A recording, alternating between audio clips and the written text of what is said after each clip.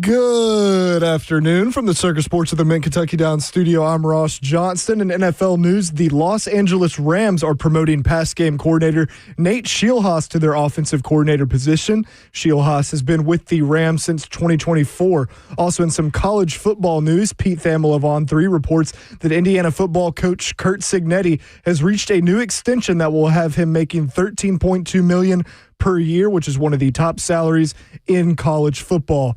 We've got two top 5 showdowns tomorrow in college hoops on ESPN. First at 2 p.m., number 4 Arizona heads to Texas to face off against Kelvin Sampson and the number 2 Houston Cougars. Following that game, number 1 Michigan and number 3 Duke will go to battle in a neutral site game in Washington, D.C. Tennessee and Vanderbilt face off for the first time tomorrow. Vanderbilt will host in Memorial Gym. Tip-off for that one is scheduled for 1 p.m., and you can listen to Vol Network's coverage of that game right here on The Zone. For all your foundation repair and your waterproofing needs, visit USSTN.com. Breaking news at once on your home for the Titans of Vols. This is 104.5 The Zone.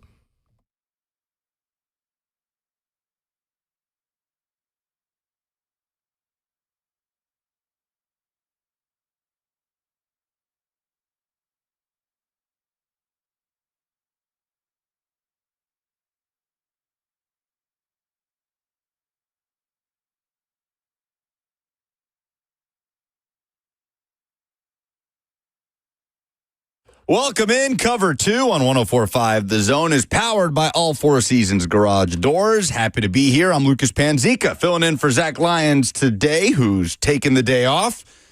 Be with the hitman Blaine Bishop here shortly. Ross Johnston making the show happen on a beautiful Friday in the Music City. A jam-packed day of college hoops coming up on Saturday, including a big one on West End. Tennessee and Vanderbilt facing off for the first time this season. We've got drama at Milan Cortina, the Winter Olympics. Hockey going crazy today on the men's side. The USA women's got the job done yesterday. No love for hockey in the top of the hour update, Ross. What's going on? What is this un-American approach you're having here? You know I'm a big college hoops guy. Tomorrow's a big day, 2 top 5 games. My Duke Blue Devils are playing Michigan. I'm very nervous. I had to put it in. Tomorrow is a huge day of college hoops. We will get a chance to preview Tennessee and Vanderbilt. The Vols have won 8 of their last 10, the only 2 being the meltdown losses to Kentucky. Vanderbilt coming off that loss to Missouri, a game they felt like they should have won on the road, came back and fell short. Vandy, slight favorites at Memorial Gym. And we'll see what kind of Memorial magic is in store tomorrow. That place has had life breathed back into it over the course of the last couple of years. A lot of that credit goes to Mark Byington after coming over from James Madison. But I'm very, very fascinated at what the environment's going to be like, the mixture, the percentages of Tennessee fans and Vanderbilt fans on Saturday. So we will get an opportunity to preview that. But Canada survives. They move on to the gold medal game. They come back from down 2-0. Finland had a 2-0 lead in the second period. Preds forward Eric Haula with the shorthanded goal to put Finland up 2-0. You see Saros doing everything in his power. He was under siege for basically the entire third period, but in the end, Canada gets the game winner on a power play goal at the death from Nathan McKinnon. They move on. Finland will go to the bronze medal game, and the United States will drop the puck against Slovakia in the other semifinal. That's coming up in about an hour, 2:10, the puck drop there in Milan to decide if the U.S. will indeed get a chance to face off against Canada in the gold medal game. And then how about the ladies yesterday? Megan Keller with a filthy game-winning goal. The celebration was on, and the U.S. women get it done in overtime against Canada. What's up, Hitman? What's going on, man? Man, I have not been watching I've watched figure skating. That's kind of was a big deal when I was growing up, so it's kind of stuck with me. So it kind of is easier to watch, too, going back and forth. But Winter Olympics, actually, I've kind of become a better fan. I just got to watch it a little bit more. But, yeah, man, figure skating, I was watching that, man. I love to see the ladies and the men, man, jump off the skates. Have you ever skated before? I'm so bad at it. Oh, I'm horrific. I mean, horrific. Indiana, was it a thing that you guys did growing up in Indiana, or did you not ever really? It was a thing we would toy around with, let's just say that. I can't even say that we were out there doing it. So I respect this, what they're doing on blades. I mean, it is pretty remarkable and impressive with their athleticism, and yet, the flexibility to do some of those moves, man, it's pretty, man. Dang, I wish I would dream that I had that kind of flexibility, man. Maybe I would have played a little bit longer. I don't know. But, yeah. So I appreciate, their athleticism and what they do. What Winter Olympic sport in another life do you think you would have, at the very least, tried out? Like, is there one that you watch and say, you know what? I wonder if a young Blaine Bishop could have tried his hand at that. That's interesting. Maybe kind of correlating it to football and maybe my aggressive, maybe hockey. I don't know. Because if I could skate, I could be fast, I could be physical. If you learn how to, you grow up playing, hockey, and you usually play on the streets there and just, learn how to use the puck on skates, by the way. Probably that one. Yeah, I bet that one. It wasn't a thing. But, yeah, if I would have started as a youth there at 6 like I did football, maybe. I think I would have ridden with the bobsled. Bobsled? Just strap in and go and just see what happens. I actually have a friend that bobsled. He is actually, man, let me get this wrong. Because I don't want to say he's from Africa, but he's from South Africa. He played actually with me at Ball State when I was a senior. He's a freshman, Blair. He ended up playing for the Green Bay Packers as a running back. He was a thick guy and kind of grew up in that culture and climate where they did a lot of bobsled. And he did that after he was done playing in the NFL. He was at a little short stint there. And so, yeah, he was powerful runner, as well as that attribute, carried over into bobsled. And yeah, he was pretty good. Well, the U.S. has edged past Italy for second in the total medal count. They've got 27 total. Norway leads the way with 37. Norway with 17 gold medals. The Norwegians have just been cleaning up in Milan Cortina, and the United States tied with Italy with 9 gold medals. But which sport would you want to play? You and Ross. Bobsled, man. I'm telling you. Bobsled, just strap me in and just push me off. You got those thunderous thighs, all that power right there, junk in the trunk. I'd try to figure skate because I like all the receiver footwork. I feel like I should be able to do that, but I wouldn't be able to at all. Hey, man. You wouldn't give a backflip a go, try to land on those skates the way, what's the name of the American athlete? They call him Quad God. Quad God, yeah. He failed, he did end up coming up short, but pulled off a move that had been banned for 5 decades. Yeah, he's impressive, man. The zone TikTok got me trying to do a twirl, and I almost busted it. It was awful, so no. Now, I'm told you have had some swimming background. Yeah, young Blaine Bishop. Maybe no, that was all the way to high school, yeah. And another life. But also diving, yeah. I used to want to be Greg Louganis, win the gold medal like he did there in the freestyle breaststroke and then a 3-meter board. I also did a 12-foot, but I got kind of out of that one. But, yeah, I used to do a little twists and things of that nature, yeah. That was actually my first dream and first love was swimming. Yeah, because I have all these, maybe one day I'll show all my medals from swimming and all my ribbons and everything, man. That actually was the foundation of building my power and strength and actually my heart rate. I continued that on all the way through high school, college as part of my workout and in the pros. Anybody here, when we moved here, I'd sneak in the back door and they let me do my water workout in the off seasons there in not Cool Springs, but Brentwood. That, doesn't even exist really now. But it was the foundation of everything I did. And it really ratcheted up when I got to the pros because every offseason you're doing some form of a scope or something.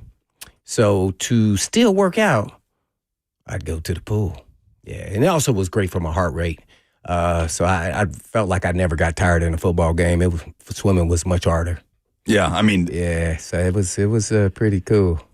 Things worked out for you pretty good with the football. I don't think I would have ever been, especially at the freestyle brush. But I do love watching that, though. I love watching that, though. Oh, the swimming in the Summer Olympics, it might be the most electric it gets. I do love that. But I've grown to love the Winter Olympics, but that there is from childhood right there. I do have a question for you, and this is totally unrelated. Speaking of your football career, I was on Sunday just plodding around the house, doing laundry, whatever, catch up stuff to start the week. And NFL Network is just on the TV, and they're playing gold Super Bowls. And they're playing the Titans-Rams game. Oh, no. Blaine, I sat down, and as you know, I'm a toddler. in the 99 yeah. season, right? I think I was 5 years old when that game was played. So I vaguely remember being at our neighbor's Super Bowl party and the buzz and all the. I don't remember the game in and of itself. I've gone back and seen it like plenty of other people in the key moments. But that may be the first time I've ever sat and watched the majority of that game and just the ups and downs of it. And I pretty much was tuning in when you were leaving the game with the injury, when you guys that's when you tuned in. Are down. Just coincidental. When I got injured and tried to hit somebody with my head. And there's so much, not to bring up bad memories for you and everybody else. You just done it, man. It just my neck actually started twitching when you did that. But I mean, there's so much that you get reminded of, right? The 9-0 deficit, the 16-0 deficit, the comeback, the fact that Steve McNair broke the single game Super Bowl record for rush yards by a quarterback, while Kurt Warner broke the single game Super Bowl record for passing yards, and all of these things leading up to obviously that last play. But I don't think I've ever asked you where you were watching the rest of the game from when you left injured.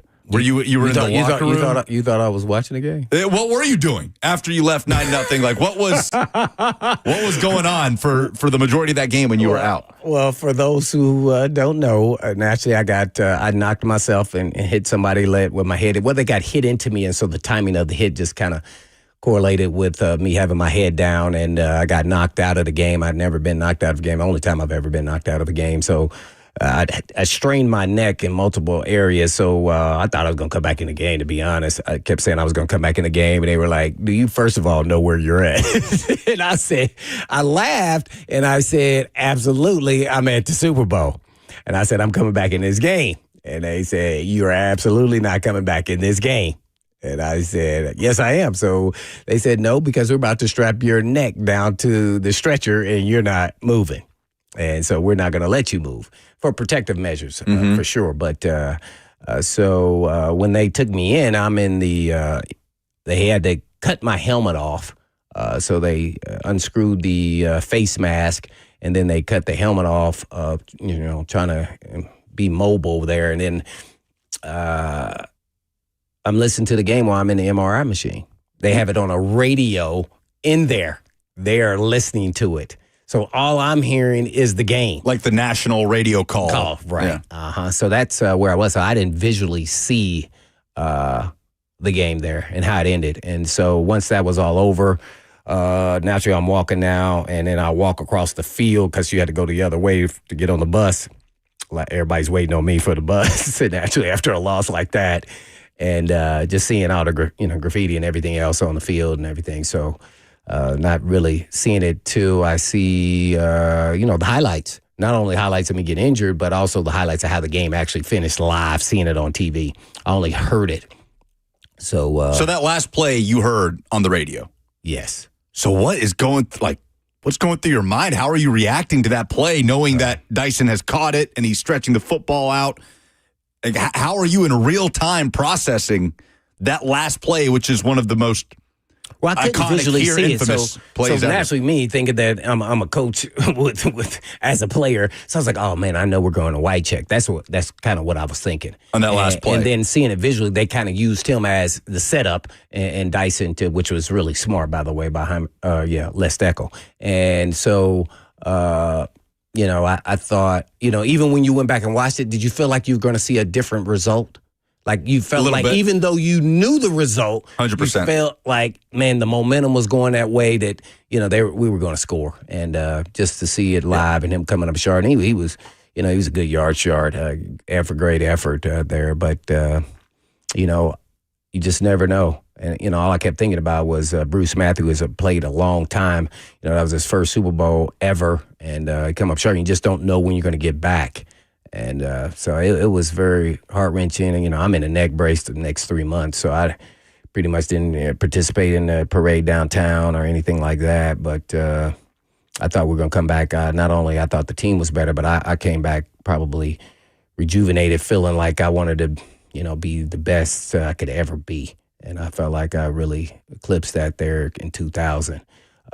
So with going to the Pro Bowl, we didn't make it back. We played the Ravens, naturally lost.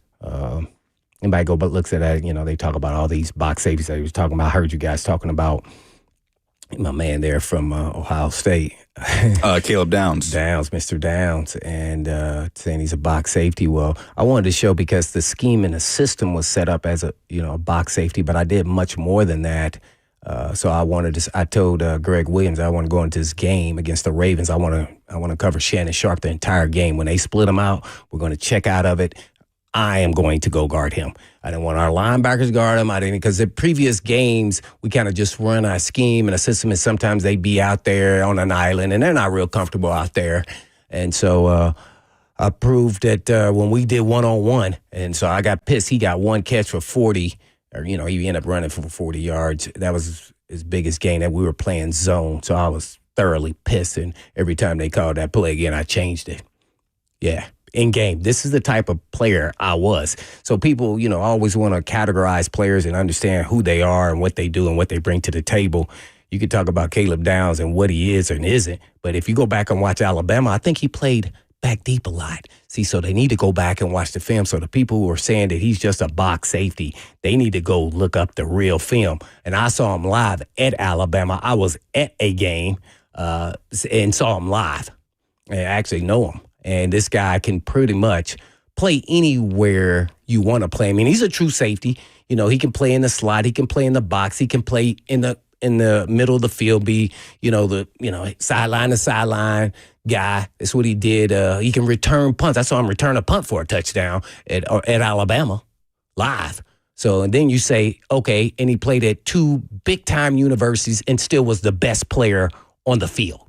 So you say that's going to correlate. He at least is going to be at worst case scenario, and however you want to utilize him, he's going to be a really, really good starting NFL safety. That's at the bottom of it. Now, naturally, he can be, better than that, but I think so. You look at the worst case scenario, but the safety position is not valued like that in the National Football. It's like fullback or, other positions that's kind of not valued in the same vein. So you got to know that what if you are a player away, like you're a team that just needs a safety, and then, you got most of the pieces there. Somebody may take a risk and move up in the draft just to get that. I believe that. I mean, what? Jamal Adams? I'm trying to think who been in the top 5. And watch this. He's better than Jamal Adams. He's a better all-around player than Jamal Adams. I would give him probably bigger version of what's number 7 from LSU? Honey Badger. Tyrann Mathieu, yeah. Yep. I think he's a better version of that because he's bigger. The Honey Badger just play in the box. Nah, he wasn't that guy. He could play on the slot. Caleb Downs can do all those things. So it's just kind of fascinating. What people say who are supposed to be experts in the business, and just watching him, and I've watched a lot of film on him, and his football acumen and his IQ is already NFL level. He had that when he was a freshman. You don't start at Alabama as a freshman. It's not just about the talent. It also has to follow up with the acumen and the intelligence of a guy who's been playing at a big university like that. And he came right in. If you talk to guys who played with him there, they said he came in and told them what to do. There were already veterans and starting on Alabama's team. It's a short list of true freshmen that have started games, especially on defense for Nick Saban. It's just, that guy, he's a special player, and I think he could fit in any scheme. Now, does he have a ceiling, and can he reach as high as Hamilton? Maybe not because of Hamilton's length and what he can do at 6'4", but he's 6 feet, 6'1", so he's going to be a really good safety and can do multiple things. Multi-tooled player. Well, Titans fans are excited about Cam Ward's ceiling and how that could fit into Brian Daboll's scheme as the Titans offensive coordinator in 2026. Daboll spoke on what he liked about Cam Ward, what attracted him to the Titans to work with the young quarterback, and we'll hit on some of that coming up next.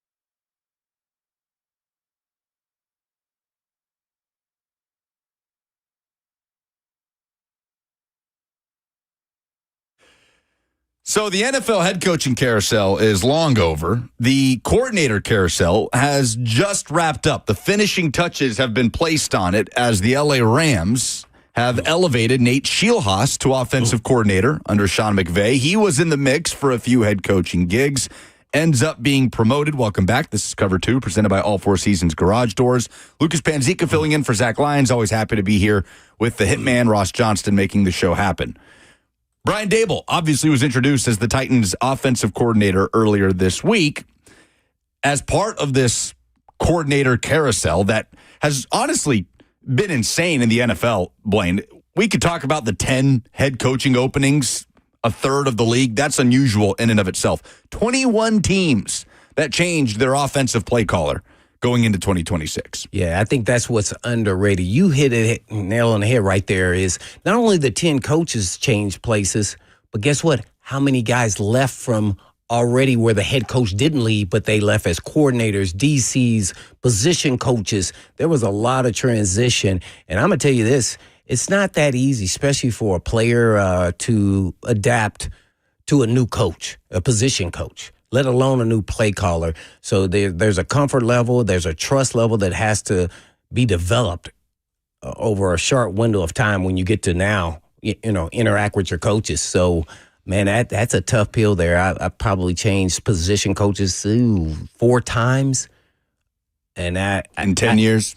Yeah, I didn't too much like that. Because now it wasn't that you're just trying to prove yourself, but you're trying to figure out as a player what value he brings to me and what can he help me, at least this is what I did, what can he help me improve on, especially once I became an established player in this league. So I wanted to see, okay, hey, man, he helps me look at the whole scheme and system, or this guy may help me with my technique. He's a technician. Man, he can bring so much value to me. And so you got to build and figure that out. Well, I'm going to say this. There's a lot of players sitting in those meetings and they not thinking like that. They not thinking like how I'm thinking. They thinking like, hey, man, I'm just going to run the defense or offense and I'm going to just do what I need to do. But I want to develop the rapport and say, okay, how can I help me? Then in the offseason, you want to say, hey, man, what can I improve on? What did you see based off film that I can improve on? How can you, touch the buttons that I won't be pushed, and let me go to work at it, even if you didn't teach me, but you told me you identified it. So I don't know where players at if they want to, be the best version of themselves or look for their weaknesses. A lot of people, just in general, they run from weaknesses instead of running to their weakness, instead of saying, hey, I'm going to get better at that. So it was always kind of, that was the way I was, and that's just kind of how I thought. A lot of players even then, and I'm sure till today, they're not going to try to, improve. That's how you see a guy come from Alabama, Notre Dame, all these elite programs, and then you say, man, why were they just okay? Because they never tried to improve. They didn't try to evolve and to grow their game. If they were weak mentally, then let's sometimes just go to work at it. Go to work. Keep building, that confidence that you can do anything and, change on a drop of a hat. Some guys weren't quick thinkers. I was a quick thinker, so I thought everybody was like that. No, everybody's not like that. As soon as they motion, hey, man, we're going to check that, I can just go down this whole rim during the game. They can't do it. Oh, I assumed that they could. No, some guys can't. They just can't do it. It's like, hey, man, when I line up, man, I got to go right here. Oh, the gap moved because they made, the tight end moved. The strength of the formation changed. Oh, no, he zigzagged back. No, you got to be right here now. On this one, you got to do this. They can't do it. And that's why they became just average players. Elite athletes become just average players in the league if you don't have the quick thinking process part of your game, especially at the positions where you're the center, quarterback, middle linebacker, and safety. Because you're the guys up there making the adjustments, and you got to keep everybody on the same page. Well, Cam Ward's trying to get on the same page with Brian Daboll and his new quarterbacks coach, Shea Tierney, and that turnover you're talking about from position coach to position coach. Hey, it's tough. Happens for Ward after the first year of his NFL career. Brian Daboll, earlier this week, when he was introduced to Titans media, spoke on what excites him about working with Cam Ward, who, as we remember, he wanted the Giants to trade up for last year in the draft, which he talked about in this press conference. They end up getting Jackson Dart late in the first round. Daboll and Callahan effectively swap teams and swap quarterbacks, and now Daboll, boots on the ground in Nashville, gets a chance to work with Ward. This was Brian Daboll earlier this week on what excites him about the Titans' rookie quarterback. Yeah, well, we got a lot of work to do with everybody. But again, he's a young, athletic quarterback who has accuracy, who can make plays on the move. He can do a great job of, if the play doesn't look great, and then all of a sudden it looks great because of his ability. He's smart. I look forward to communicating with him and building this thing together, along with the other pieces that we have in play and the pieces that we'll go get. But it'll be a collective deal. This is obviously a big piece to quarterback. I understand why you're asking it, but it's someone that I look forward to working with. All right, that's Brian Daboll earlier this week. When you talk about guys running towards weaknesses, are there any that come to mind after watching Cam Ward's rookie year that you'll be looking to see how he attacked this offseason? Weaknesses for Cam Ward to run towards that can be a part of a year two leap in his growth as a young quarterback, understanding that no matter what the context is, he's still a young developing quarterback in 2026. Wow, that's a tough question. I'm not a quarterback guru, so I'm not going to go down I'm a guy who, as long as I get the results, I could care less how you throw the ball, your footwork. Those are for all those professionals that are really good at tuning to that. But I would say this, that you don't have to play hero ball in the National Football League. I think he thought in the beginning that everything was on him and that he could make it happen because he had done it before. I would say I would just run the offense, go through your progression reads, be a master at fundamentals. And when you're playing quarterback, that's it. That means reading coverages, throwing to the right guy, throwing to the ball, throwing to the right guy at the right spot. Be a master of fundamentals. And then I'm not going to even say hero ball, what your heroics and your style of play in certain moments of a game, it should come up because he has the clutch gene. There is no question about it. So I think those moments in a game come at different times, and sometimes in games it doesn't come at all because it's not needed.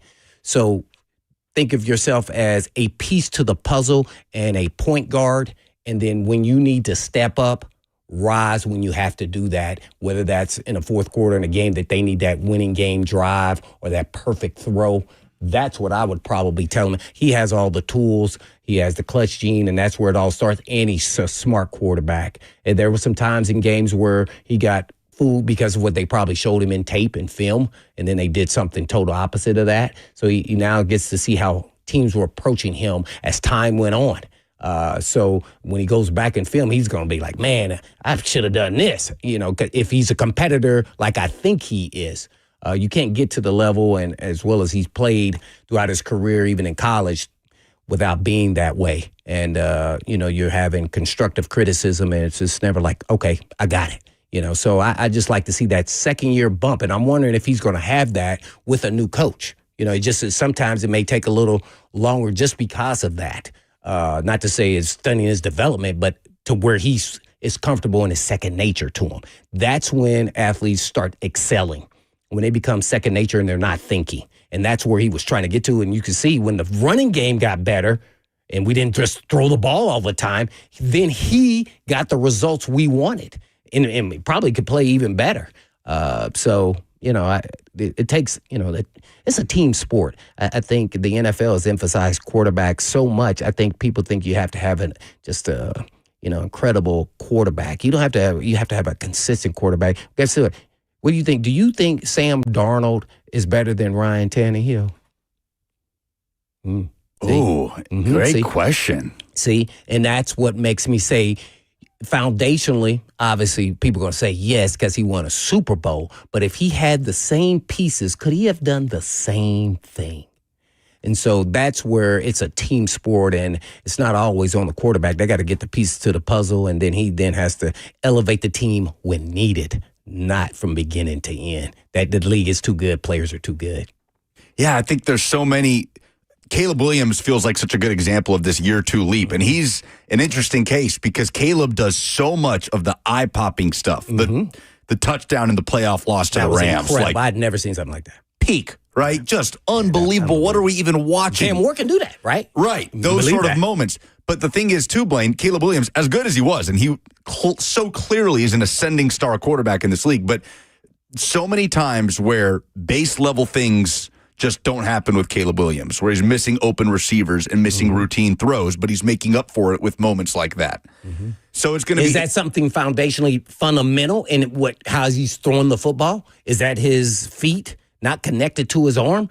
Or was he having pressure in his face? I'm sure there are a multitude of things that cause those issues, but I'm sure he's going to go back and see. But he's not going to have to change his throwing motion. I mean, I hear a lot of people say that about Cam Moore. And look, I'm not saying that I like his throwing motion either, but it's effective. It's good for him.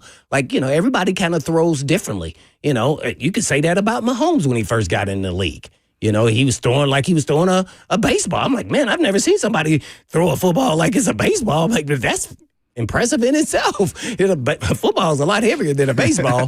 So, I don't feel like the throwing motion, footwork, and all those things, that's for all those coaches to do. But, man, he's got what you needed. He's got it. And I've seen it. I've seen McNair have it. He wasn't the best quarterback, but he had it. So when we needed him, he had it. But to your point on that, we've seen those moments, some of the clutch moments in Arizona, some of the wow stuff on scrambling, throwing across the body with his first career touchdown pass. Don't do that, and he did it. Right. No. Yes, plays. Like we saw those with Cam, but for him to string together the base level stuff, it's weird. Because I don't want to say that, I don't want Cam Ward to do the eye-popping stuff that Caleb Williams did in year 2. I absolutely do. But I'm good if we just see more of the base level stuff with some of the, wow, how did he do that, just kind of sprinkled in and not necessarily being his whole identity as a quarterback. Yeah, I would completely agree with that and show the wows when it's needed. Now, that's not to say that you're not going to make some mistakes with the wows. You got to take the good and the bad, but let's be fundamentally sound and not miss certain routes. There's a way I was charting him for a while there, and it probably changed as time went on. When he had to throw left deep, and sometimes when he had pressure and he had to just arm it like deep, like a 40, 50-yard, I didn't see a lot of those. I saw accuracy issues there, but then I saw him then complete it against the Browns. So I was like, well, dang, what was so different here than there? So it could be just he's realizing how the game is moving faster and where he needs to have his feet to make that kind of throw in the National Football League. Or, I think it was earlier in the season he had one he threw out of bounds. I'm like, the guy was open, in my mind. And you can just be real critical because he's a quarterback. But, that just happened every now and then. So there was no real basis of, is it fundamentally what he's doing foundationally with his arms or his legs? So I don't know. The quarterback is a really unique position, and man, some of these guys throw the ball. It's fascinating to me how they launch the ball and it goes far, and it looks like he just flicked his wrist. Like, whew, dang, that thing went 60 yards. 615-737-1045 is how you jump in. We're also on 1045 The Zone TV. The FNM Bank chat is open on YouTube, Facebook, Twitter, and Twitch. Oh, I also had something. I talked to my guy. You talked about K. Williams, and I'm going to just read what he sent me. The Chicago guy. Covers the Chicago Bears. Covers the Chicago Bears. He says that the Indiana offer is tempting and real, but I believe it's mostly leverage for the Chicago Bears. I believe the Bears still would prefer to build in Arlington Heights, but the government here has been lagging and threatening to go to Indiana, the team, and then going to these links so you can, spur action. Bears are playing both sides against each other and making both sides believe those options are viable. It's a dangerous game, but you're toying with the fans' emotions, and I just don't know how far to go, but I surely believe it's still going to stay in Illinois. Oh, interesting. So there's a lot at play there with that Bears situation. David Ha, by the way, who wrote for the Chicago Tribune for like 25, 30 years and now is on radio there. Your former college teammate at Ball State. When I was a freshman, he was a senior. He was an academic All-American. He was a free safety. There's a lot to unpack with the whole Bears situation and the potential move to Northwest Indiana that has been developing. Insane. And Indianapolis people do not want this to happen either.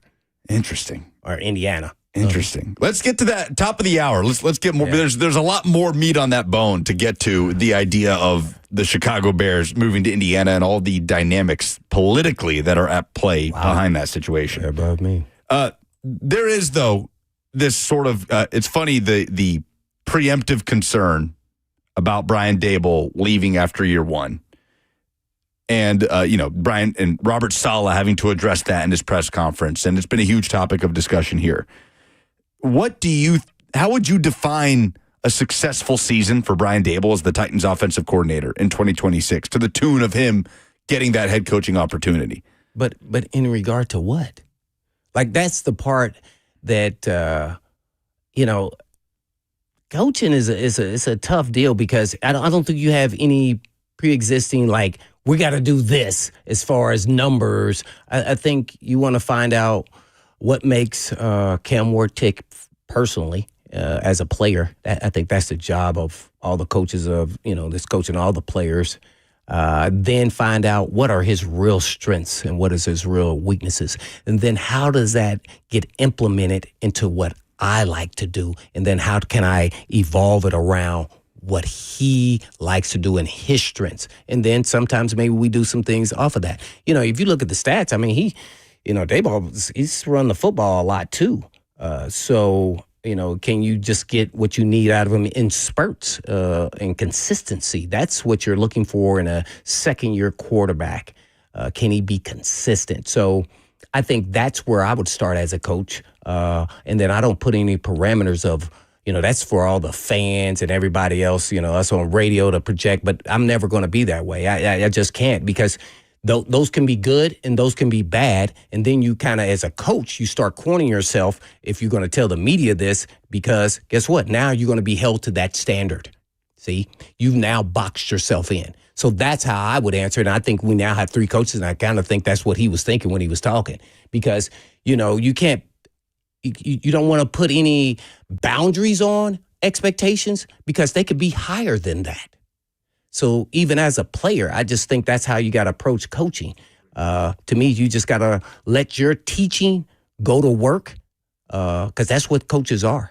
I want my coaches, if I was a head coach, I want all of them to have a teaching background, because then you'll know everybody hears you differently. Everybody doesn't hear the same thing. We know that in radio, right? We'll just listen to somebody, and I'd say he said this, and then somebody else will say he said that, right? So that's the same thing that's involved in coaching. So they have a teaching background, and their job is to connect with each individual player that they are actually coaching, and then try to take them to the heights that they've never been to. That's the goal. And then guess what? They rise, I rise as a coach. But I wonder how much success is just for the conversation of Daboll getting a head coaching opportunity. Does it have to be a slam dunk? Cam takes that Caleb Williams-like leap. The Titans increase their win total by X amount. I don't know that it necessarily has to be that, as opposed to avoiding a bottoming out and a regression for Cam Ward. Because I think back to when Matt LaFleur was the offensive coordinator under Vrabel for a year and then gets nabbed by the Packers. And that kind of caught us off guard a little bit. He had already been a head coaching candidate around the NFL, but we thought, okay, nothing about the 2018 season offensively for the Titans made you think, we got to go get that guy to be our head coach. But it's worked for Green Bay. Brian Daboll's already in the minds of NFL coaches, or NFL organizations, rather, as a head coaching candidate, right? So I don't know that it has to be that dramatic of an improvement offensively or individually for Cam Ward for him to be, again, back in that cycle a year from now. Well, once again, that's like, I don't think coaches think that way. I think, what the coach is thinking? And Cam probably going to think this way too, because he could say, I'm going to throw for 3,000, 4,000, 5,000 yards. Guess what? If we finished 3-14, that was a horrible freaking season. I don't care what your stats were. You didn't do enough. Guess what? If he throws for, 2,900, 3,500, and guess what? We win 8 games. That was a successful season. So what really requires to be a successful season is, from Daboll, is to put the offense that they're putting up and averaging 24 or more points, right? And you're equating with his play with wins. Did he do enough to help the team win? And that is all you can control. That is it. It is wins matter of everything. Guess what? Watch this. Cam Ward plays bad. They still win. What are you saying then? See, that's why wins with the quarterback matters, in that he did enough to win the game. but he did not play well. Guess what? We want to bring that hero out when he does play well, and we need him, and the defense couldn't stop him. That's when we see Cam Ward. So doesn't matter. Doesn't matter if he has bigger numbers. Doesn't matter if he throws for all these yards and these touchdowns. If it is not equating to wins, who gives a crap if you're the quarterback? See? So it's about the wins. And I'm sure Daboll, I think he thinks that way too, because that's what you're in it for coaching. Because guess what? That's going to get him another job. See, it's about the wins. Speaking of quarterback wins, ESPN has put out a ranking of the top 100 college football quarterbacks since the year 2000. Who ended up as number one? We'll tell you coming up next.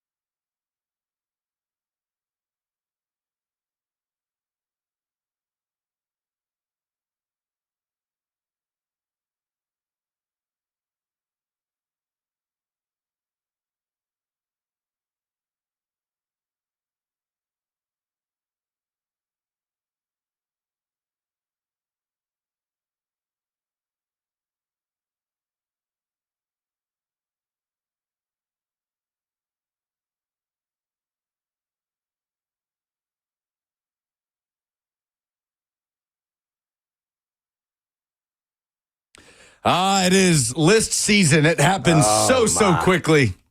But it's okay, because I do think this one is going to get a few folks involved. So you sent me this article, but you, which I'm glad you did not, you have not seen exactly who is at the top of this list. On ESPN, This was written by Bill Connolly, ESPN's top 100 quarterbacks of the 21st century since the year 2000.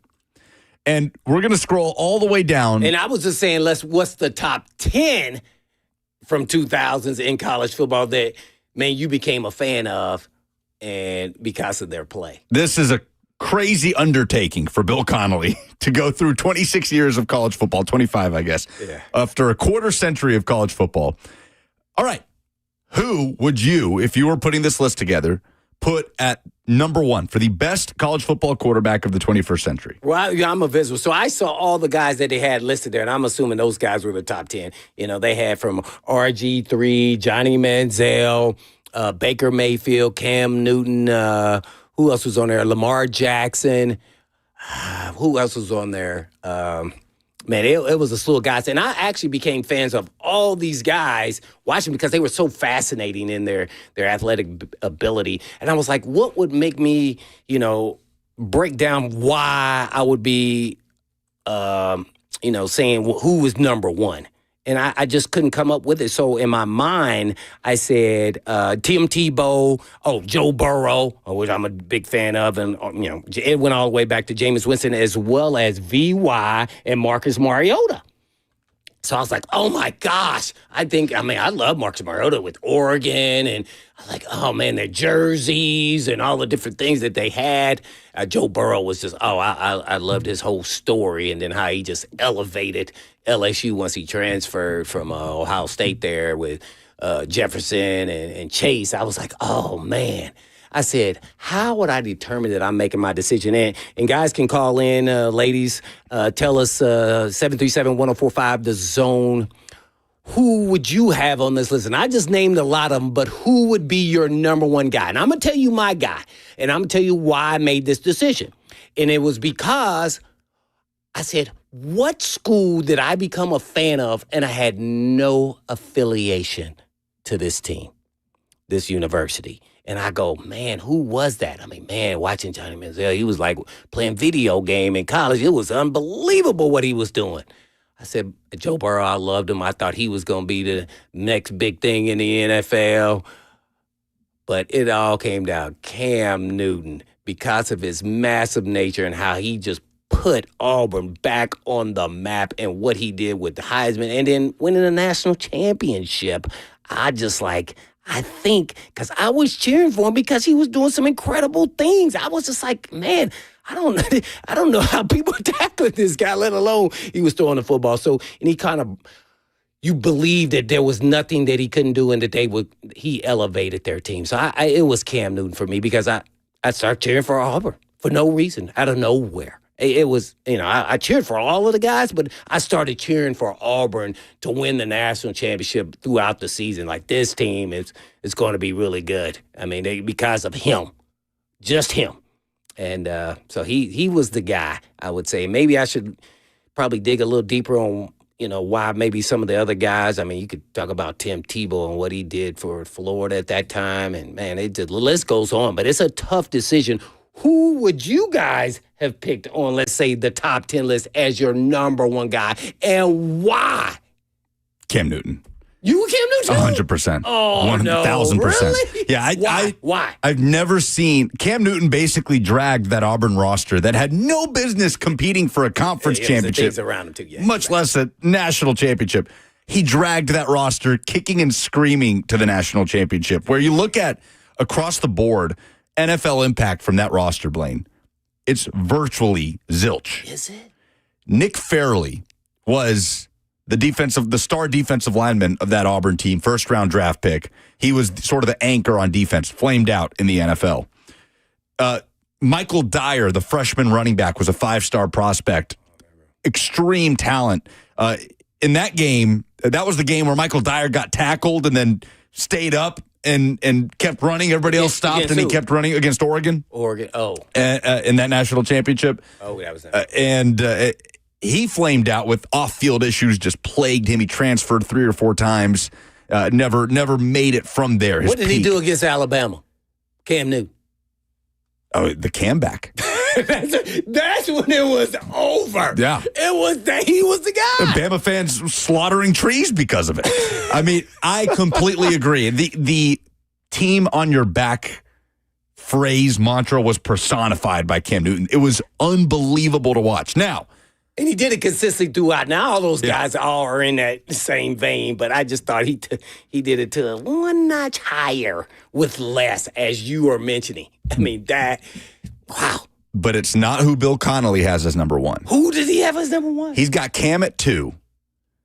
And he says, now he points out, he says, the greatest single-season supernova the sport has seen was Cam Newton. Backed up Tebow for 2 years at Florida, won a JUCO national title at Blinn College, landed at Auburn, and then almost single-handedly carried the Tigers to their first national title since 1957. Okay, number one, Baker Mayfield for Bill Connolly. He says it began with him walking on at Texas Tech, winning the starting job, throwing for 400 yards in his debut, losing the job due to injury, landing at Oklahoma, who had not won a conference title since 2010. He led them to 3 in a row, 2 college football playoff bids, storybook career, rushed for 48 touchdowns and almost 5,000, or threw and rushed for a total of almost 5,000 yards and 48 touchdowns. He says he was so good that, despite the non-prototypical size, the Cleveland Browns could not resist making him the number 1 pick in the 2018 NFL Draft. Turned out to be a pretty good pro, too, in his time now with the Bucs. So Connolly's logic here is more about the totality of his career, making an impact at 2 different programs, and where he came from as a walk-on, where with Cam it was a single-season thing. Sure. So at first I reeled at this because I said there's no way. I've never seen a performance individually from a quarterback better than what Cam Newton did in that year. But if you're talking about careers, the totality of a career, I could hear Baker Mayfield being the best quarterback of the 21st century. I think you could pretty much hear from at least 10 of those guys. I mean, with Lamar Jackson, Joe Brown. Got 2 Titans quarterbacks here in the top 10 alone. VY landed at 3. Mariota landed at 9. Okay.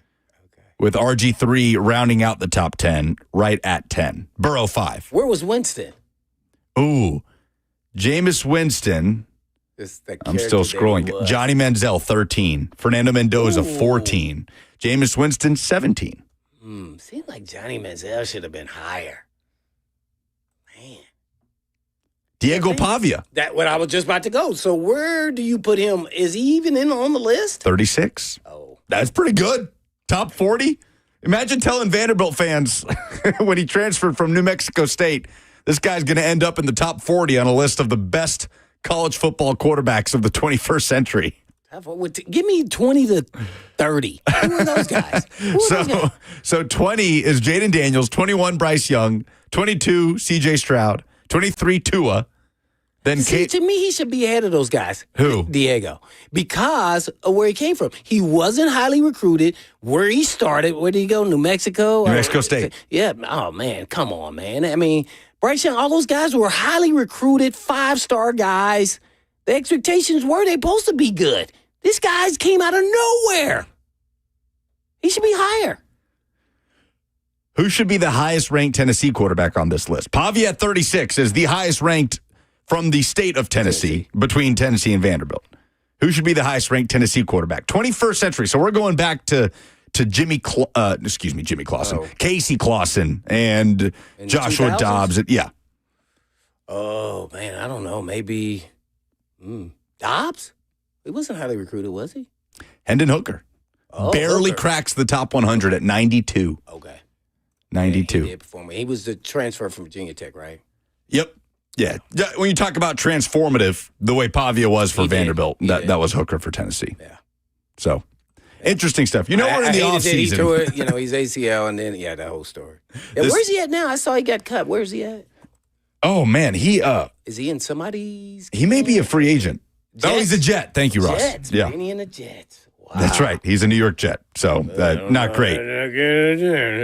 So, that's right. He was signed to the Jets practice squad in late December, was promoted to the active roster on the last day of the regular season. So, I think he's technically still under contract with the Jets, which spent 2025 with Carolina and the Jets.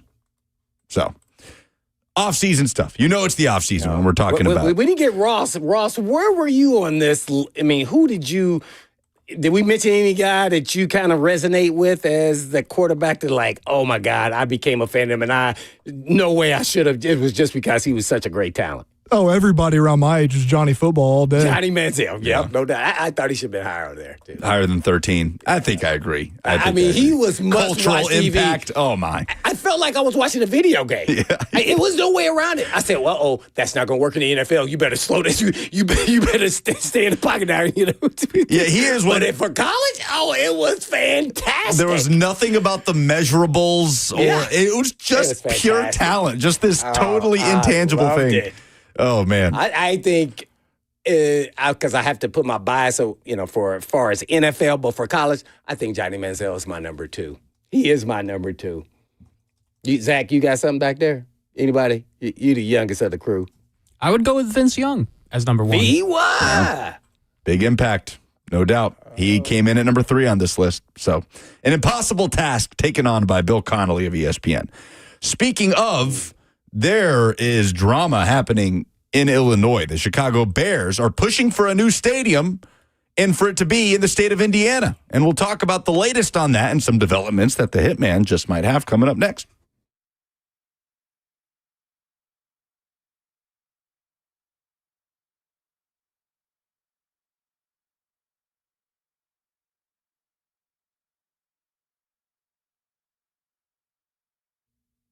You might not know this, but there's an auto repair company that pays its mechanics more than any other repair shops that I know of in this area. Hey, it's Blaine Bishop, and I'm talking about Eurofix. And why would Eurofix do that? Well, a decent technician can make up to 50 to 60 grand a year, and a good technician that's pretty fast can make up to $120,000 a year. And a really, really fast technician who's really, really good can make up to $180,000 a year, and they are a mechanic. Man, I should be a mechanic, right? Well, can you believe that? And a lot of people look down on the mechanics, and they shouldn't. Founder Aaron Stokes was a mechanic, and he knew mechanics are what make the world go round. And everything out there has to be worked on. So did you know that Eurofix is not open on the weekends? And you say, why is that? Well, because Eurofix wants the kids of mom and dad's employees to have weekends together and not apart. And if home life is unhappy, work life will be unhappy as well. So that's why Eurofix is open Monday through Friday, and European vehicles fixed at below dealer pricing, and always have that 3-year, 36,000-mile nationwide warranty on all the repairs Eurofix performs. 5 locations in the state of Tennessee and more to come. And all you have to do is just give them a call at 844-EUROFIX. That's right, 844-EUROFIX, or you can check them out online at myeurofix.com. That's myeurofix.com.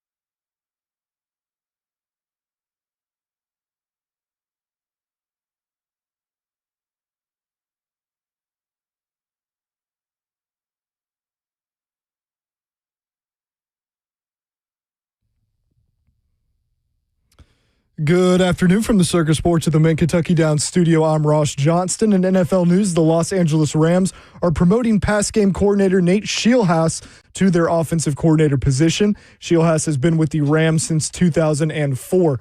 Also, Pete Thamel of On3 Sports reports that Indiana football coach Curt Cignetti has reached a new extension that will have him making $13.2 million per year, one of the top salaries in college football.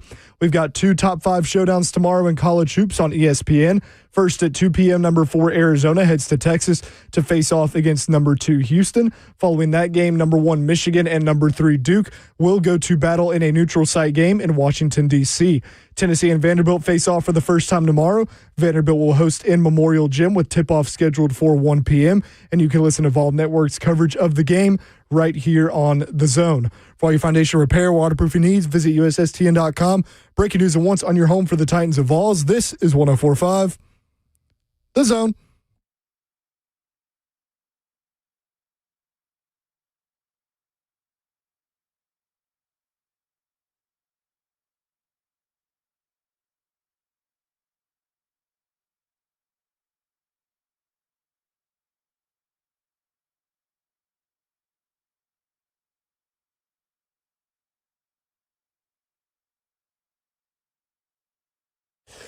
Cover 2 is presented by All Four Seasons Garage Doors. Continuing on this Friday. Welcome back. Lucas Panzica filling in for Zach Lyons today with the hitman Blaine Bishop. There is just a pile of food in the break room that we were indulging. And there's also, little inside baseball, a new coffee machine in the break room that will spit out whatever you're looking for. Don't say spit out. But that's what it does, though. That's what it does. Spit it out, man. That's Make me what not it want. does. What are you talking about, spit out? Cappuccino, Americano, espresso. Oh, I've already had the cappuccino and latte. Wally's is the company, and I'm Wow, they're doing a great job. That's great. incredible job. It straight up is a touch screen, and it just makes the coffee for you, whichever kind you want, right on site. I'm gonna have to look and see if I can get that in my put that in my game room. Be a game changer. Yeah, But- help me with my focus. I was told, our stats and info department told me that over the last 5 days, because the Machine? guy from Wally's came to replenish the I know machine. He's you're been talking by like 3 times already this week because we're just going through it. Oh, it's where? Oh my! How many cups of coffee do you think that machine has produced in the last 5 days? It started Monday. It was its first day. How many cups? And this is upstairs and downstairs, right? So some sales folks are coming up and getting some coffee as well.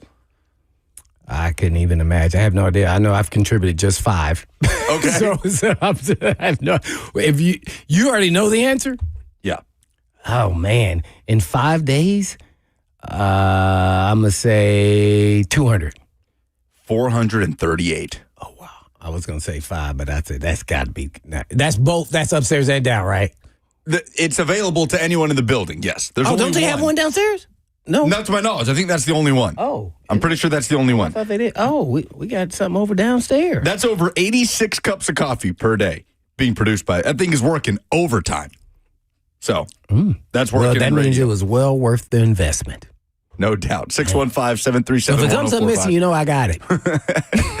Speaking of investment, the Chicago Bears are pushing for a new stadium, and that push took a big step forward on Thursday. Courtney Cronin, who covers the Bears for ESPN, reported that Indiana lawmakers in the state House Ways and Means Committee unanimously approved an amendment to Indiana State Bill 27 by a vote of 24-0 on Thursday that would clear a path for the Bears to build a stadium in Hammond, Indiana, Northwest Indiana, which for those who don't know is about 25 minutes away from where Soldier Field is currently located. So this would not be a dramatic relocation. The geography of this would not be even as extreme as Foxborough is a good 45 minutes to an hour away from actual Boston, right? Arlington is a pretty solid distance from downtown Dallas. It's not unusual for NFL stadiums to be a good drive away from the market itself. But for it to be in a separate state,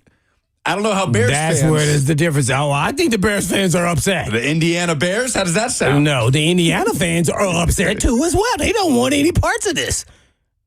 So I've talked to both sides of this, and nobody's happy about it. And I get it just because it's in the state of Indiana, even though it is the driving distance. I don't think the Chicago Bears, with their history and in the National Football League, wants to be in anything that says Indiana Bears. That ain't even that one there is a tough sell. I'm gonna just lean into my man David Ha there, and just that this is negotiating, but it could actually fail them, and they have to move. I just can't see it. So here's my thing: what is going on? I don't have no idea. Is with the stadium. Why can't they, if they want a new stadium, play somewhere else temporarily and build a new stadium in that same location? Why can't that happen? That's somewhat what we did here, right? We played in exactly what happened here. Yeah, 2 different locations, by the way. And so, because to me, it's right there downtown. I mean, it's just centrally located now. If you want to say you don't want the history there, well, then add to it where it becomes an indoor and it's a facility that is used by the whole state for other events. I don't know. I don't know what all the things are involved here with the Bears and why they're not working hand in hand in this. I don't know. Maybe it's because of taxes. I don't think they want to pay the property taxes. Yeah. And that's what, in Courtney Cronin's reporting, she writes, the Bears had been seeking legislation in Illinois that would allow the team to negotiate tax payments with local governing bodies instead of just paying the full property taxes. The team had previously announced that it would invest $2 billion into the construction of a stadium, but was seeking an estimated $850 million in public funding to cover essential local infrastructure, which includes roads, sewers, improvements to adjacent commuter rail lines around the property that the Bears purchased in Arlington Heights, Illinois. So right. Bears are trying to, sounds like, push some of the bill off, and this feels like the best path to doing that. And I understand what you're saying about folks in Indiana not being happy about this, but I think the town of Hammond, Indiana would be thrilled about this. Oh, no, they're going to be thrilled. Oh, no, right. them individually. Economically, but yes, I do understand what you're saying. Now, it's not totally unprecedented. The Jets and Giants technically play in New Jersey, but this has been but they already coexisted for many, many, many years. Mm-hmm. I think we came up with, only the Browns, which when they moved to Baltimore is kind of the correlation that happened 30 years ago, maybe 31 years ago, and they're close logistically to, let's say, the Commanders or the Baltimore Ravens. One of the two. The Commanders are in Maryland, technically. Yeah, they're going to move back. That's kind of the DC most soon. recent kind of deal is somewhat similar in the modern time, I would say. 30 years, I guess. So that's that's still I'm gonna say this. I grew up a Chicago Bears fan. I was a Dallas Cowboys fan, but we only got Chicago Bears there as a kid when you were young watching the Titans, right? That's the same, because the Colts were in Baltimore. They were the Baltimore Colts. So I didn't get a pro team until I'm in junior high. And I'm like, oh, okay, the Colts. And then, you weren't even really paying attention because we had watched all the Bears from Sweetness, Walter Payton, to the 85 Bears and the Super Bowl Shuffle and Refrigerator Perry and, all those great players they had on that team, Jim McMahon and his headbands. And, wow, it was just, it was heart-wrenching. But guess what? When they brought the Indianapolis Colts in, downtown was boarded up with windows all over the place.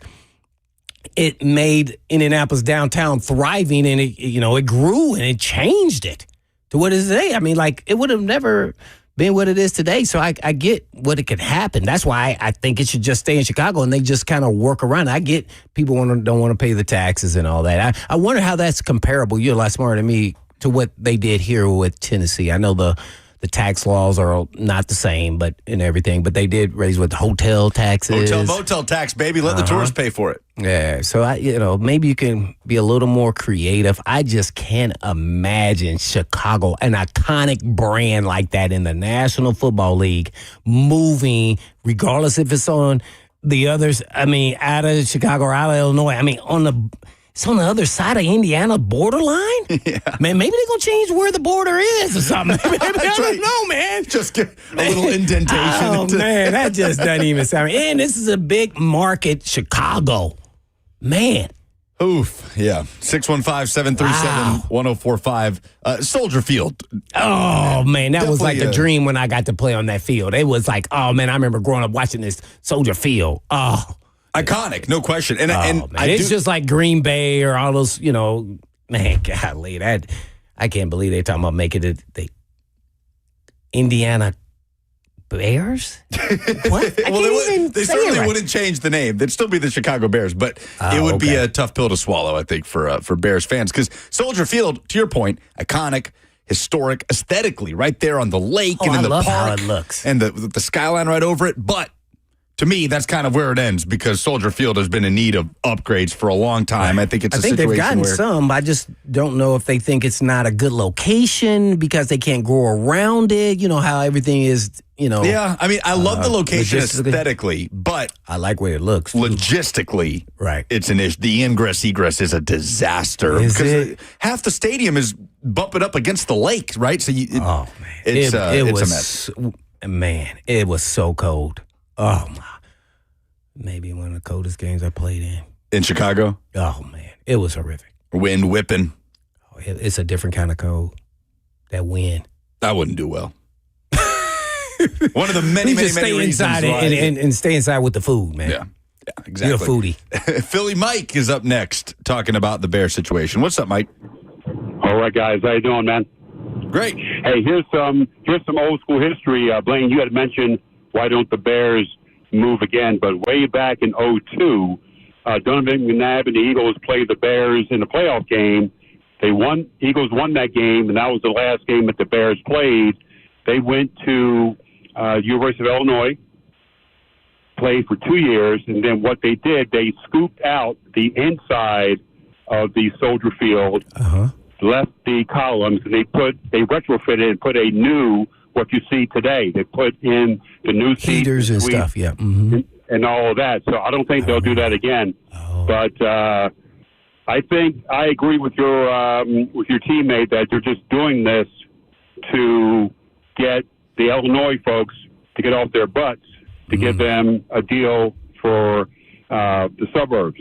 And as we know, Soldier Field is tough to get to. Whenever I've been to a game there, I stay at the Hilton and we walk across that park. There's no place to tailgate. The fans want to tailgate, and it's tough getting out of there because, as you know, when you drive in Chicago, there is no East Chicago. East Chicago is Lake Michigan. Everything goes west. So traffic is horrible there. So interesting to see what happens, man. But I just want to give you that little bit of history that's that the great Bears stuff, already did that move to play at Illinois for 2 years when they retrofitted the current stadium as we see it now. I think I remember Guys, that now. Yeah. Guys, have a good weekend, man. Good Hey, stuff. thanks, Mike. Yeah, the traffic. That's why I said maybe they just don't like the location. And then it's hard when you're in a big city like that with all those big buildings all around the place. Man. Well, there's a building right down the street from us here off Music Row that's going to be rocking tomorrow afternoon. Memorial Gym hosting Tennessee and Vanderbilt. 1 p.m. is the tip-off. Let's get into the matchup as the Vols take on the Commodores. That's coming up next.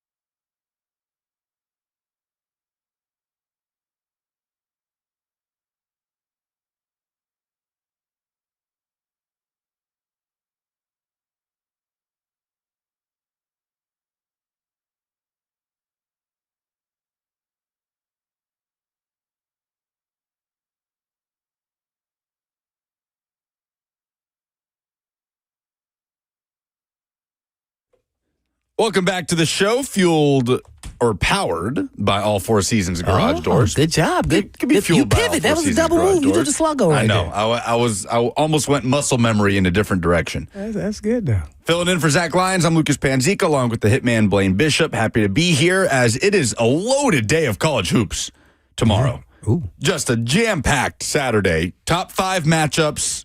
Duke taking on Michigan. Neutral site game, Capital One Arena in D.C. That's at 5:30 on ESPN. You've got Arizona, Houston, the other top 5 matchup happening in Houston. But Tennessee and Vanderbilt renewing their rivalry. There was a while here, Blaine, where Tennessee just kind of got into the driver's seat, won 11 in a row in this rivalry. Vanderbilt. It's been that many? Oh, wow. No, not at this point. The ship has been righted for Vanderbilt, and this thing is back and forth. And Tennessee's lost 2 of their last 3 trips to Memorial Gym. So they have issues. Yeah, Memorial's back. But at home, they beat them, though, huh? No? Let me pull up the exact head-to-head over the last couple of years. Vanderbilt, 2.5-point favorites tomorrow at home against Tennessee. Oh. What do you think about this matchup? 2 teams that I think at times play very different styles. What Tennessee has been best at all year, offensive rebounding. They've got so much depth in the front court. That has posed problems for Vanderbilt at times this year, but Tyler Tanner is just playing lights out right now. He and Nate Amen are 2 of the hottest players in the SEC. What do you like about this matchup? Well, I'm going to say that part right there, it's going to be interesting. First of all, you start with turnovers, and then you talk about rebounding, offensive rebounding.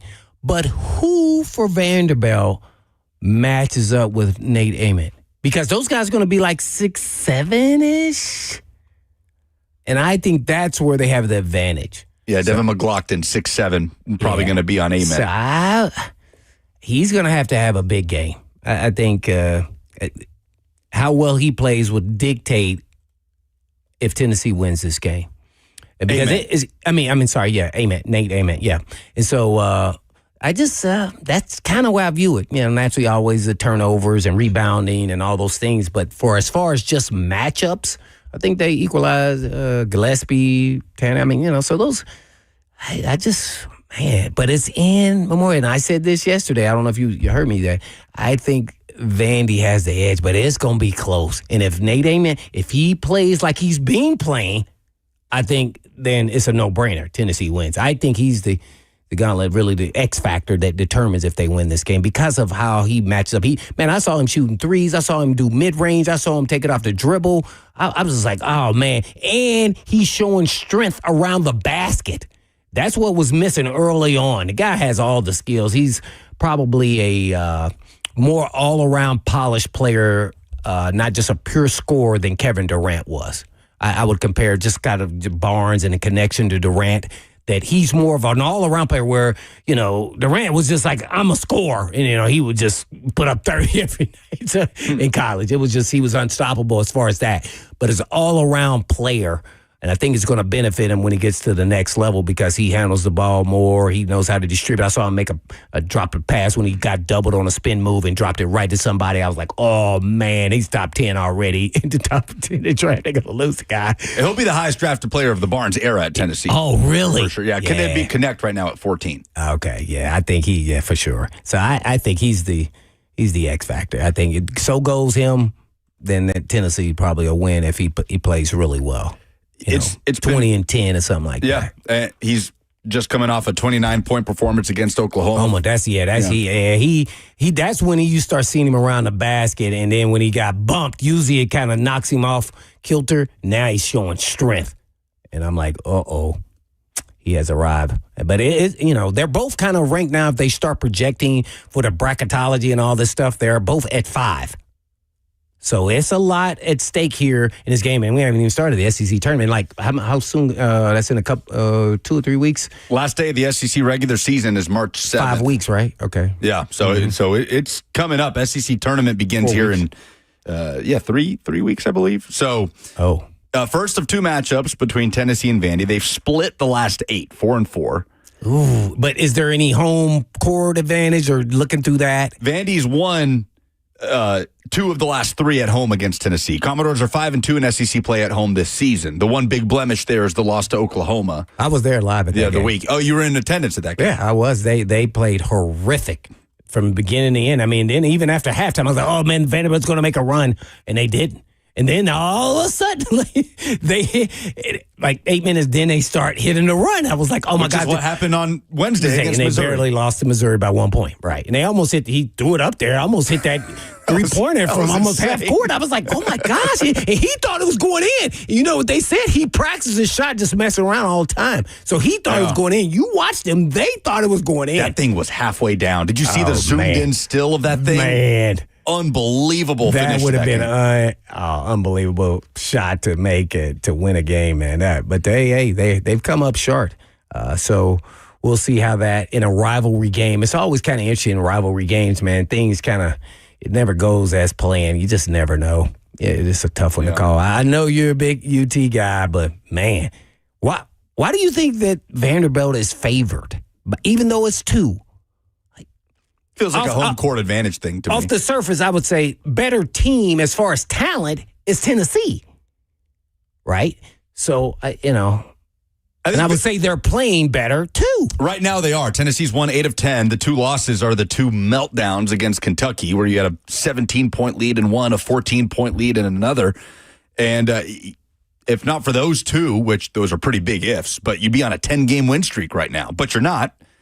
Tennessee is starting to take care of business against the teams they're supposed to beat. Vanderbilt has taken a little bit of a dip in that regard, they have. right? Because they dropped that game against Oklahoma. They lose at Missouri in what was a gotta-have-it game for Missouri's tournament chances. Mm-hmm. But on aggregate, over the course of the season, I think Vanderbilt's been more consistent in what they do, whereas Tennessee, I think, took a little longer to find themselves this season. But they're starting to hit that groove now.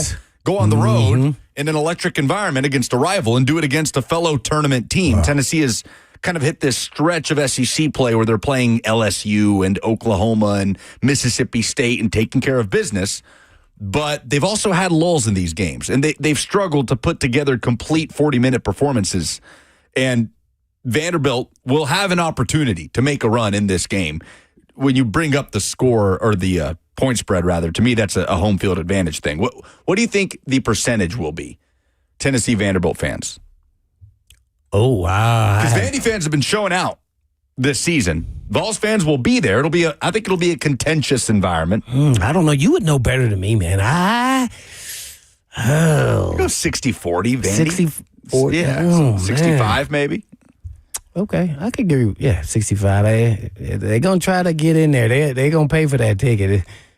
I don't know, though. Vandy, man, their fans have kind of showed out. I think, especially when they're, This is a tough one, though. It's going to be some orange up in there, for sure. I'm a fan of Memorial Gym. I do. I think it's a cool building. Different. Yeah. I do. It's like, I wonder if players get all weirded out with, you're at the ends of the baseline. And it's like, man, then the view of the basket, it's different, man. I think it kind of gets people off, their mojo early on in the game, and that could be just enough to get you beat. I just love how it's weird, man. When you're walking around that state, you never really know where you're going. Like the whole thing is amazing, man. Which I appreciate. It's unique. It's not a cookie cutter. I turned the wrong way and was like, man, I can't get popcorn right here. You got to go all. Oh no! Hopefully, you're back before the under 8 timeout. They can't. I wonder if they can. Can they? They can. I don't think you want to redo the inside, but man, that's it. You just try to figure out. I think they're going to leave it just like it is. Yeah. I think they can't do it. 615-737-1045 is how you jump in on the F&M Bank chat on YouTube. Brandon says Tennessee is bigger and stronger. Yes. If rebounds and second chance points matter, the Vols will have to beat themselves to lose. Yeah. That's true. Yeah, the rebound, they have the edge athletically, just size. Yeah, they're all right on point. That's why I said, they're favored by 2, and you saying maybe it's because of the home court advantage, and that's probably what makes me lean into maybe Vandy. But the more talented team right now is Tennessee. Well, J.P. Estrella is still a doubt in this game. Ooh. He missed that Oklahoma game with a foot injury. Yeah, he was excellent last Saturday against LSU, so it's a huge hit to Tennessee's front court depth, if that's the case. Now, Vandy's dealing with injuries of their own, but I was looking at this morning. Tennessee is, percentage-wise, the best offensive rebounding team in the country, 44.6%. That's with Estrella, right? Right. I mean, that's just the totality of the season. And that's with him on he's only missed this one game, to my knowledge. Yeah. Vanderbilt, 170th in the country in offensive rebounding percentage. Tennessee is deep enough in the front court, I think, to make up that gap and still have that advantage, especially if Nate Ament gets to his spot and as he continues to grow in confidence in real time. But if Tennessee falls back into a trap of turnovers coming in spades, the way they have at times this year, they limited them against Oklahoma. That's really been sort of the operation for Tennessee this year. Missed free throws and turnovers have let them down in most of their losses. Oh, man, I know. And that, to me, feels like the thing that would let them down because, like you said, they should have the talent advantage and the matchup advantage. But home court and some of Tennessee's miscues that have come back to bite them this year could be the difference. And Tyler Tanner, the way that he's playing, he's been able to take over games. Anybody knowing who's going to win this game? They don't know what you're talking about. This is a coin toss game. Anytime here, they're close here. I'm interested to see how far do you think that Tennessee can get in the tournament? And because to me, it's always their bigs. The guard play is always big, but they need to get something out of their bigs in the game besides shot blocking and rebounding. So even in this game, what's the kid that transferred from Vandy that also plays with Tennessee? Jalen Carey, heading back to Memorial Gym. Yep. He's one of their bigs, and they've got some guys. I think that's going to be the equalizer. Also, I want to see Boswell be a little more consistent, and see at the guard opposite Gillespie and be more of a contributor because I think they're going to need it in the NCAA tournament. Yeah, I think they've got to have. Because this sort of big three has formed in terms of who's going to score the ball. It's no question Gillespie and Amen, and we knew that going in, that had to be the case. And Estrella has taken on that role. Again, he's a doubt. We'll see if he plays tomorrow. Did not play Wednesday. But Ethan Berg popped up a little bit last weekend in that role off the bench. 8 points, but it felt like they came in timely fashion, right? Amari Evans, the plus-minus, has been good for him all season. But I do think they need to have that sort of fourth option appear a little more regularly. To me, that's what it's always been when they get into the tournament, NCAA tournament. Yeah. It's always like, oh, man, we need some contribution because then the guards then start pressing up higher, pushing the offense out, Tennessee's offense out in a NCAA tournament, and then it puts more pressure on them on their shots. If you had an impact post player, then that would equalize it a little bit, and that's all they need is just a little bit. It has been fun to watch Nate Ament grow. Like when you're watching a player learn who he can be in real time. Wow. It's a fun thing. And it happens in college hoops when you have these guys that are 6'10 and have these crazy traits that, again, 18, like the baby-faced 18-year-old Nate Ament. That's hilarious just watching. Yeah, but in November, he's not doing half the stuff he's doing now, right? In terms of just finding his, it's like, oh no, I've got the advantage. I can take this mid-range and get my shot. Yeah. It has been fun to watch in real time. I think they've done a really good job in supporting him and pushing him and pushing the envelope and him himself. Like I said before, around the basket, he was getting pushed off. Now when he gets contact, because SEC is physical, he's not getting, knocked off kilter and he's still being able to, he had a couple and ones. Man, I'm really fascinated how I really love a lot about his game and even going to the next level. So the Barnes, they've done a great job supporting him and forcing him to say, hey, man, we need you to take over. You have the ability to be a difference maker on our team. If not, we will be just average. And he's taken to it, though. And that's the good part about it. It's not like they're all over him and, no, hey, man, we need you to shoot more. Let's go. And he's taken to it. It's making him a better all-around player. Duke Miles and Frankie Collins both missed out against Missouri for Vanderbilt. We'll see. I think Miles, there's more optimism that he could be back for this game, which would be big for Vanderbilt. In a game where they're going to have to go toe-to-toe and try to out-rebound the best rebounding team in the SEC currently by the numbers. Do you buy that they will in this game? Tennessee? Yeah. I think they're going to have the edge. Because they should. They're going to have the edge on the boards. Again, the question will be, can Vanderbilt force enough turnovers, or can Tennessee gift Vanderbilt enough turnovers to make this a situation where the home court advantage is in play for 40 minutes? And, again, a guy like Tyler Tanner can just dictate the pace for Vanderbilt and make a difference. Where is the Vanderbilt on the rebounding? offensively and defensively.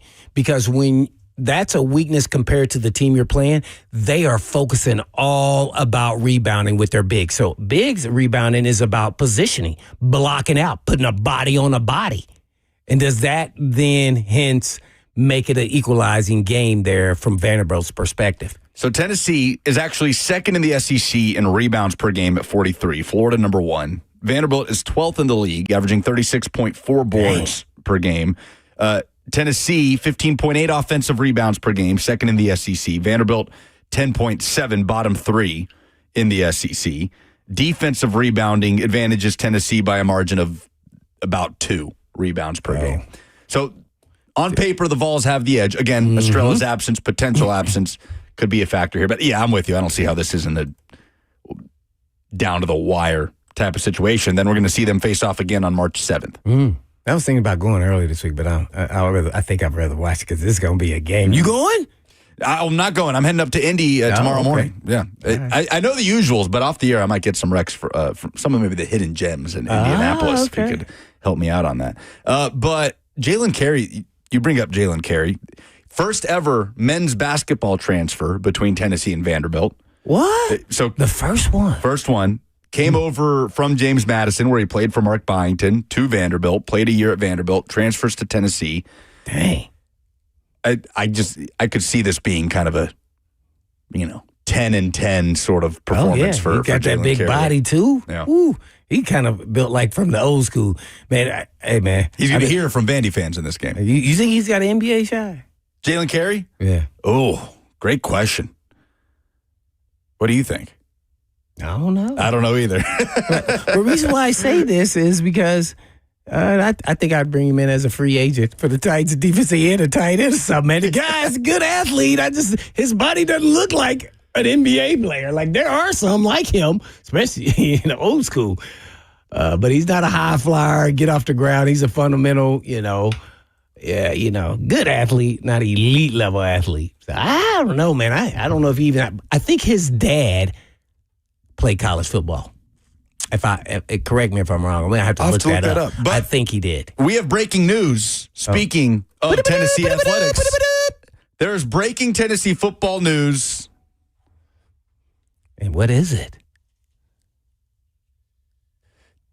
According to Chris Lowe of On3 Sports, Tennessee quarterback Joey Aguilar's request for a preliminary injunction giving him another season of eligibility was denied. What? In court on Friday.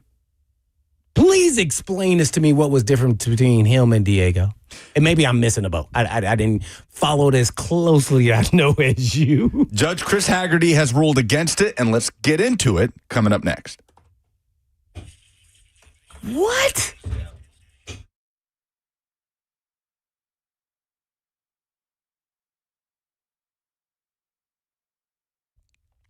Well, naturally, the new year has passed, and I have lapsed on my New Year's resolution, and that is trying to get some of these LBs off. But I need some help, and the way I'm going to get some help is going to Edge Peptide Hormone Therapy. And their approach to weight loss at Edge Peptide Hormone Therapy is a little bit different. We make sure all the patients have extensive lab work and face-to-face conversation in office with our nurse practitioner, create a customized treatment plan tailored to your specific needs. They use only U.S.-based FDA-audited compounding pharmacies because knowing where your peptides come from always matters. As well as you get to access their in-body scanner to track weight loss and make sure you're maintaining that muscle mass that you have put on an accumulator, of course. As well as you get to lower your A1C, keeping your cravings in check, and boy, do they get out of whack for me. And you get to prioritize protein and have someone guide your journey from start to finish. So call the team at Edge Peptide for all your wellness questions at 615, of course, 724-1878. That's 724-1878, or you can check them out online at edgepeptide.com.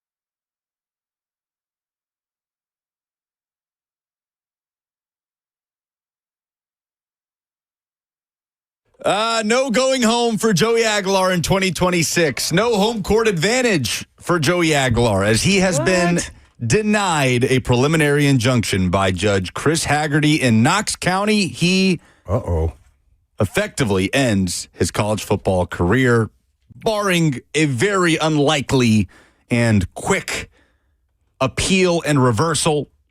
Joey Aguilar's done. So, Tennessee moves forward with George McIntyre, Faison Brandon, and Colorado transfer Ryan Staub in the quarterback room. Took a week for Chris Haggerty to hand down this ruling. This hearing happened a week ago today. In fact, a week ago as we speak, I think this ruling was still going on. And it was apparent quickly, Blaine, that this was not going to be a Trinidad Chambliss situation in Mississippi where the judge was emotional when reading his final decision. Why not? It was very apparent that despite just about everybody in the courtroom being a Tennessee alum, whether it was the judge or the NCAA's attorney or Joey Aguilar's attorney, that they were going to inspect every angle of this. And Chris Haggerty did not give any breaks to either attorney. He made them explain every side of this very thoroughly, did his job, did his due diligence, to say the least, and in the end determines that there's just not enough there. Do you agree with this decision as far as how he came to it? Is that fair? I mean, like, what your thoughts on it is fair. I never thought it needed to be a situation where this judge is from Knox County and he's a two-time Tennessee grad. Absolutely, he should hand Joey Aguilar a preliminary injunction. Well, I mean, if he had enough ammo, yeah. But I am struggling with the concept of some players getting... That's what I want to know. One extra year of NCAA eligibility because of their JUCO time, but others being denied too, right? Like Joey. So why was it so different? Give me was it like Diego's or more like Chambliss? I mean, like, tell me what was different. So Chambliss was looking for a medical hardship. He was looking for a red shirt to be retroactively applied to his 2022 season at Ferris State, where he said he was not mentally or physically healthy enough to play. He didn't play that season. But he didn't get a medical red shirt. And the judge determined that that was absolutely the case and that he does get another year.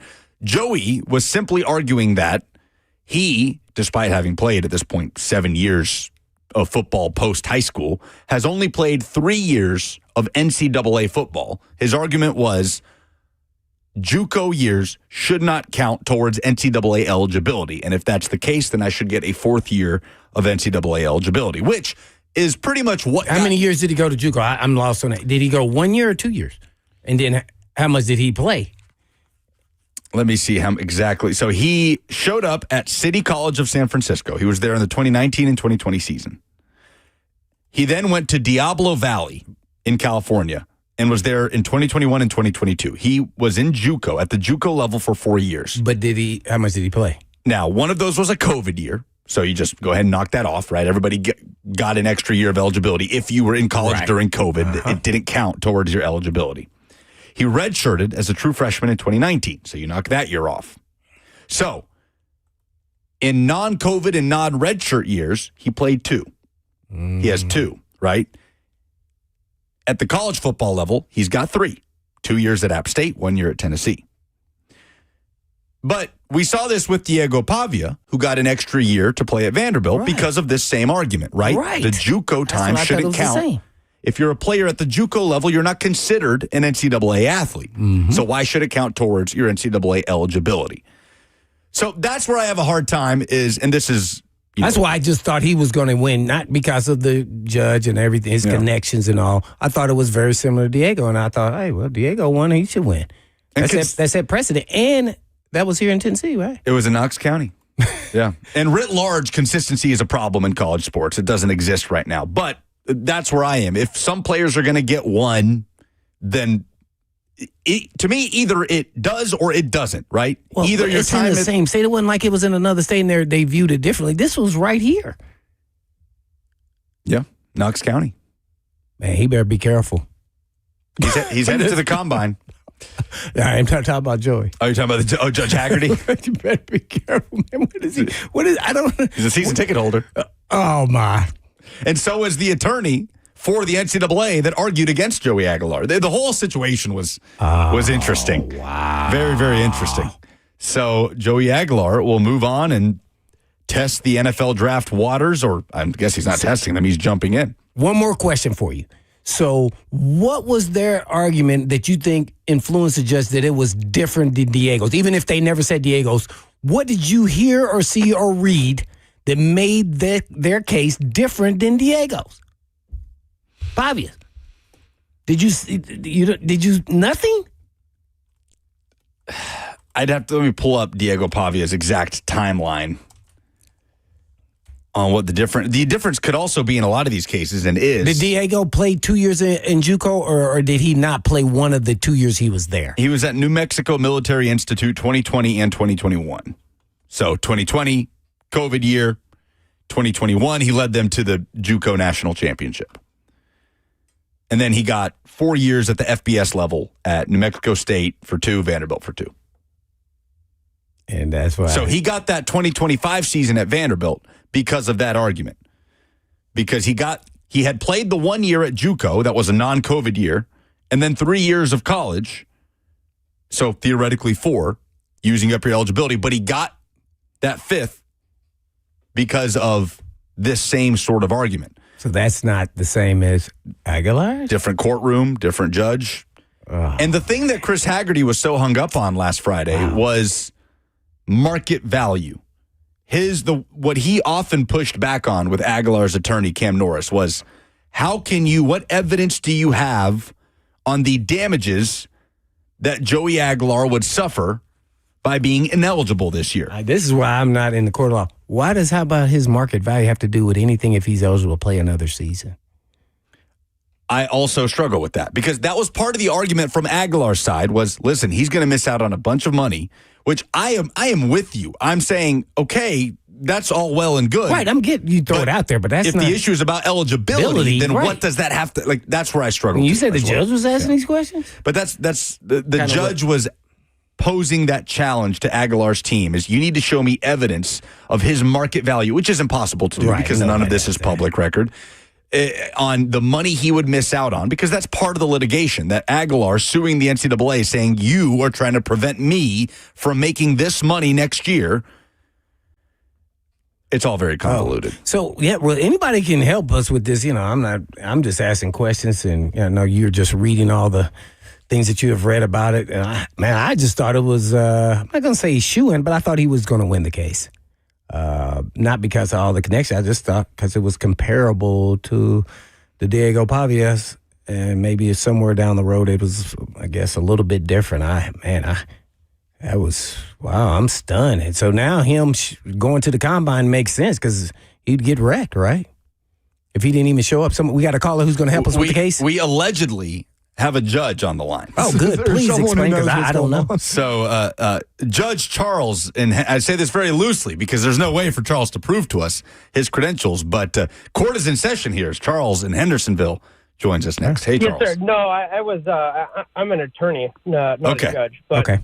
What I'm calling about is that you're focusing a lot on what the judge in the other case ruled on. Yes. And that's actually irrelevant for the analysis of the judge in the Knox County case, because they're on equal playing fields in essence, right? So, like, they're in the same state level. Right. So there's no concept of precedent. So what one judge rules doesn't bind the other judge. Oh, so I thought it would. Okay. To look at and understand, like, the judge's opinion, but at the end of the day, that judge can have a whole different view of the law, and it has to go up to the Court of Appeals. So what needs to happen here is they'll most likely appeal it if they want to, appeal it. And then, so the state Court of Appeals will create what's called binding precedent that will then dictate how this occurs going forward. So the facts matter, but at the end of the day, they also don't. It matters what the judge thinks, because the other case is not binding on the Knox County case. Thank you for the call, Charles, and the clarification. Yeah. So there you go. Wow. And interestingly, I think Tennessee fans, Blaine, I think there's a big portion of Tennessee fans that are okay with this ruling. there was a vocal group of Tennessee fans throughout this whole process that wanted Tennessee to commit to the young quarterbacks that they recruited and are developing, rather than continuing to bring in bridge options or retaining bridge options that came in via transfer, right? The argument that I heard so often in this process was, how are you going to keep recruiting out of high school if you continue to rely on these veteran starting transfer quarterbacks, which I understand, but I just think you want to give yourself as many options as possible. Absolutely. And Tennessee that's how coaches think. Yeah, exactly. No doubt. But George McIntyre will be the favorite to be Tennessee's starting quarterback this year. There will be a battle between he and Faison Brandon, but we'll see. And there can be more conversations on how that changes expectations. But Joey Aguilar, it looks like, will not be playing for the Vols in 2026. Yeah. And hence you bring up the question, how much pressure now to win now and make the playoffs? When I say win now, that means make the playoffs for head coach and crew.